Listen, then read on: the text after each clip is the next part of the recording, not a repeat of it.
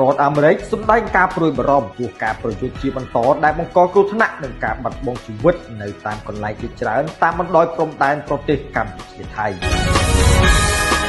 លោក Marco Rubio រដ្ឋមន្ត្រីក្រសួងការបរទេសអាមេរិកបានគូបញ្ជាក់ថាសហរដ្ឋអាមេរិកមានការព្រួយបារម្ភចំពោះការប្រយុទ្ធជាបន្តដែលបង្កគ្រោះថ្នាក់និងការបាត់បង់ជីវិតនៅតាមកន្លែងជាច្រើនតាមបណ្ដោយព្រំដែនប្រទេសកម្ពុជាថៃនេះបើយោងតាមប្រភពព័ត៌មានពីស្ថានទូតអាមេរិកប្រចាំនៅកម្ពុជាព្រឹកថ្ងៃទី10ខែធ្នូឆ្នាំ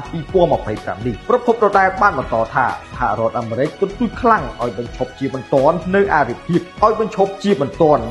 ភាពនេះនឹងមានការការពារជនស៊ីវិលព្រមទាំងស្នើឲ្យភាគីទាំងពីរឲ្យវិលត្រឡប់ទៅគោរពវិធានការក្នុងការកាត់បន្ថយភាពតានតឹងដែលមានចែងក្នុងកិច្ចព្រមព្រៀងសន្តិភាពនៅទីក្រុងកូឡាឡាំពួរថ្ងៃទី26ខែតុលាតែបានចុះហត្ថលេខាដល់នាយករដ្ឋមន្ត្រីកម្ពុជានិងថៃនិងបានធ្វើជាសាក្សីដោយប្រធានាធិបតីអាមេរិកដូណាល់ត្រាំនិងនាយករដ្ឋមន្ត្រីម៉ាឡេស៊ីអាន់វ៉ាអ៊ីប្រាហ៊ី